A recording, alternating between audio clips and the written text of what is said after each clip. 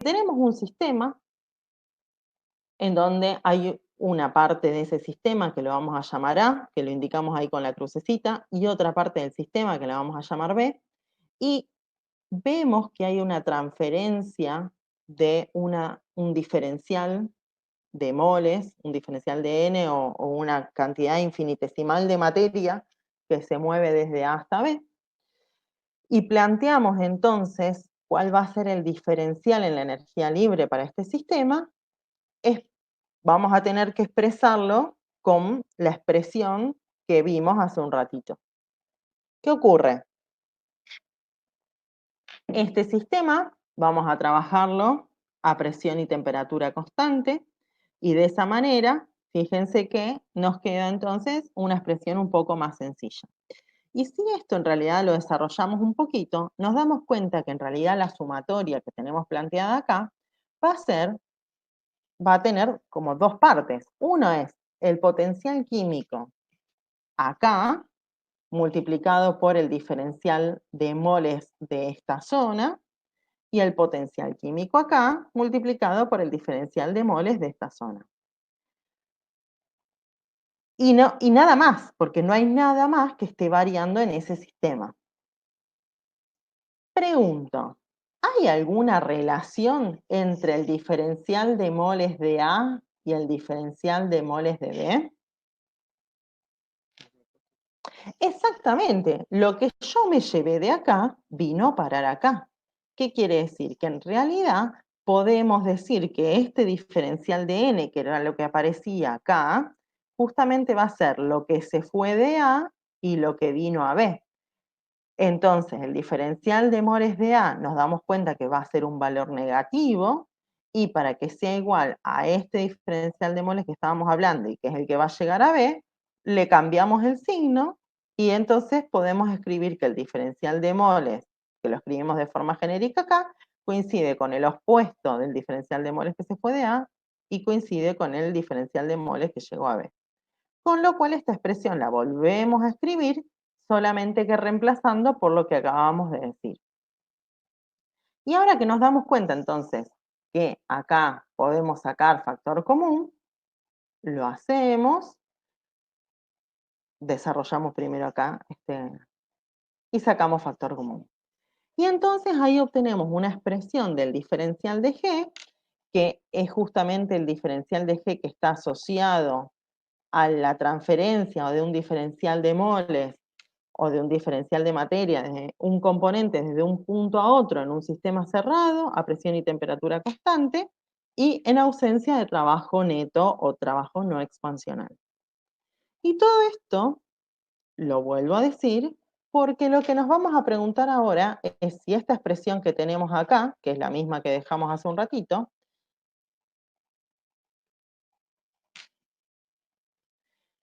si este diferencial de G, para el cual obtuvimos una expresión, nos va a servir como criterio de espontaneidad. Bueno, sí, ahí está, la compañera se animó y lo dijo. A alguien que se anime ahora a justificar por qué la compañera dijo que sí. Y porque ocurren todas las condiciones para que el G sea considerado.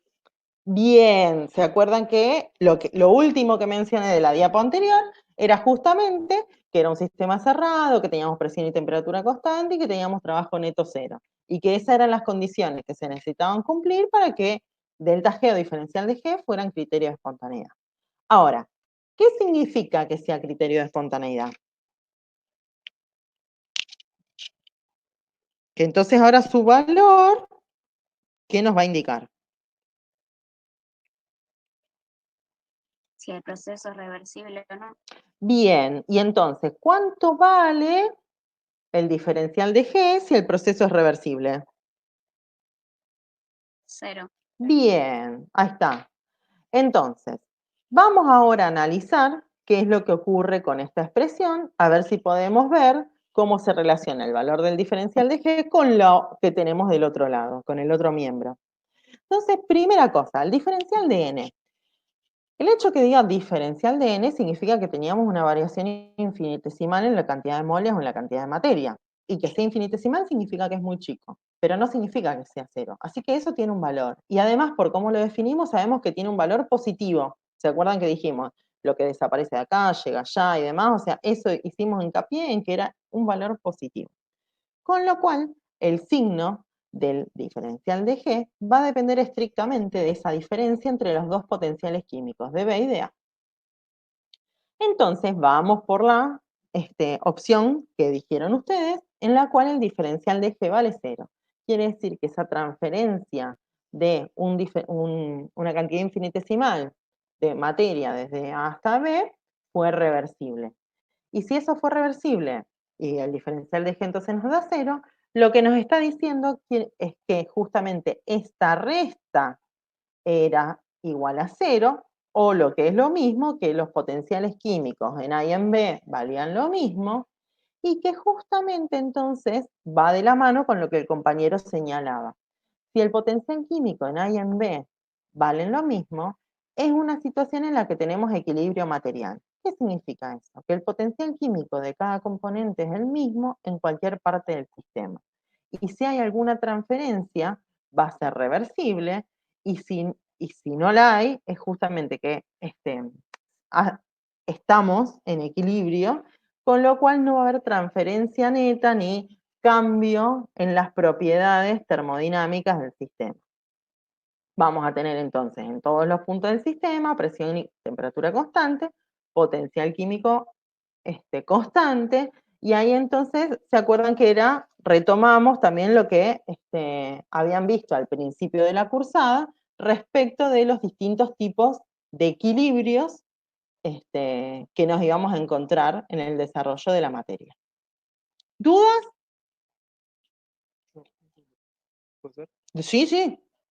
Usted dijiste que era transferencia neta, o sea, es decir, que si yo pierdo 3 partículas, pero me ingresan las 3 partículas, el diferencial de G es 0, igualmente. Tal cual. Eso, hoy vamos, mira, de hecho les preparé un videíto para que vean justamente que, digamos, van a ver que muchas veces los equilibrios son cosas dinámicas. Ejemplo, ustedes están muy acostumbrados a trabajar con gases. Ustedes, si piensan en un gas, los gases son moléculas que están en movimiento, o átomos. La cuestión es que si ustedes se centraban en un pedacito muy chiquitito y decían, esta es mi zona A y esta es mi zona B, en realidad todo el tiempo iban a tener algo de sustancia que iba a estar saliendo de A y llegando a B. Pero bueno, de la misma manera iban a salir de B y llegar a A. Quiere decir que en un gas en equilibrio, en un recipiente cerrado, a temperatura y presión constante y demás, ese movimiento lo iban a tener permanentemente. Y sin embargo, es un sistema que está en equilibrio. ¿Se nota?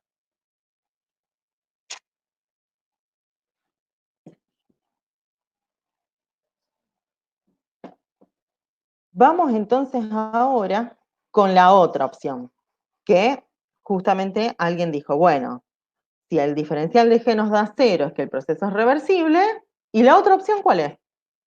Para G, la otra opción es que sea negativo, por cómo está definido, ¿sí?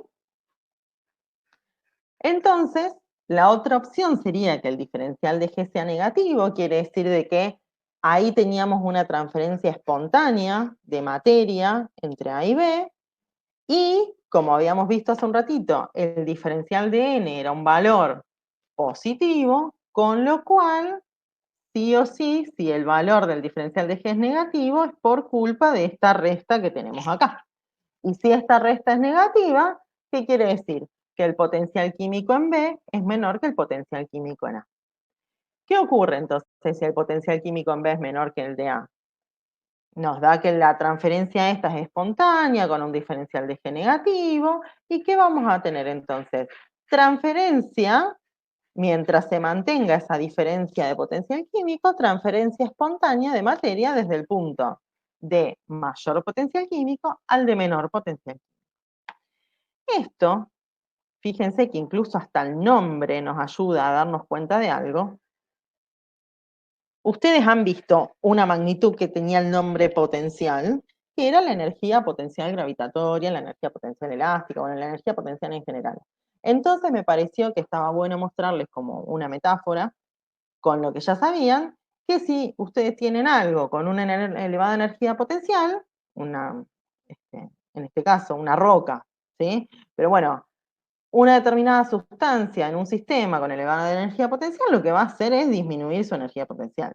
Si nada se lo impide, lo va a disminuir.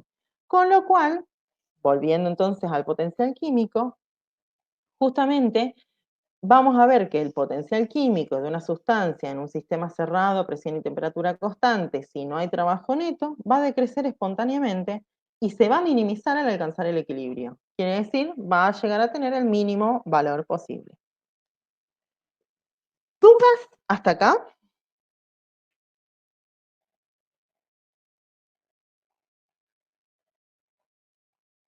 ¿Venimos bien? Bueno.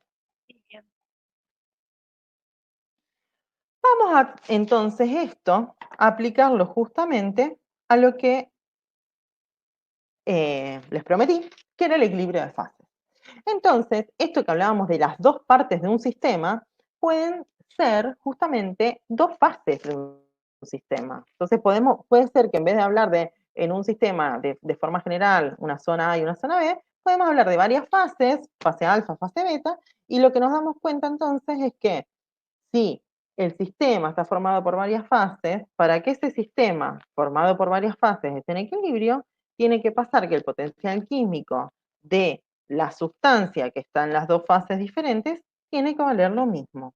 Con lo cual entonces ahora vamos a tener esta expresión en la cual el potencial químico de una determinada sustancia en cada una de las fases tiene que ser igual si es que ese sistema está en equilibrio.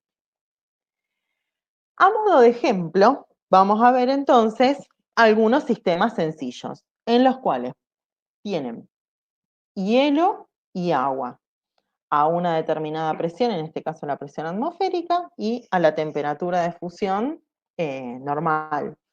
Entonces, fíjense que si tenemos agua y hielo justo en esa situación, ¿cuál sería la temperatura esta que estamos acá dando? Si decimos que la presión es atmosférica. 0.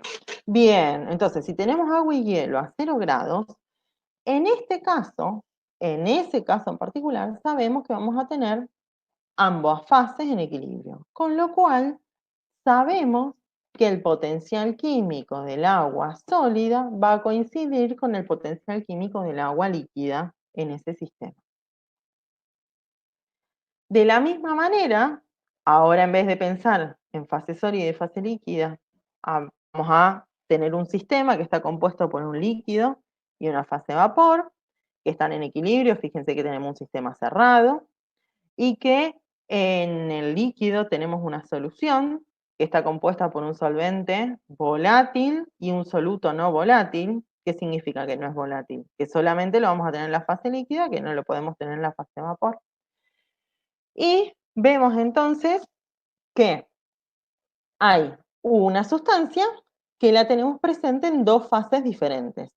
Y si tengo esa misma sustancia presente en dos fases diferentes y ese sistema está en equilibrio, entonces podemos asegurar que el potencial químico de la sustancia es el mismo en las dos fases en las que se encuentra.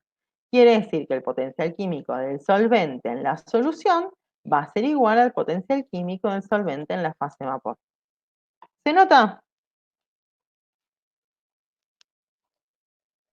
Sí. Bien. En este caso, es muy parecido al anterior, solamente que ahora el soluto también es volátil. Ahora les pido a ustedes, ¿qué es lo que podemos decir de este sistema?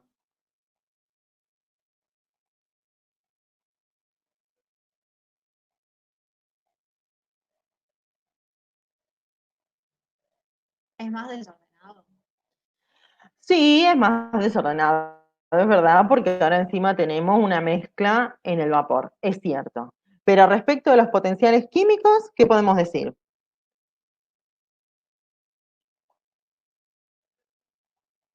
Que acá además el potencial del soluto en solución va a ser igual al potencial del soluto en vapor. Perfecto. O sea, ya sabíamos que el potencial químico del solvente en la solución coincidía con el potencial químico del solvente en la fase vapor, pero además ahora el soluto tiene que cumplir con esa condición de igualdad de potenciales químicos. Quiere decir que el potencial químico del soluto en la solución tiene que coincidir con el potencial químico del soluto en la fase vapor.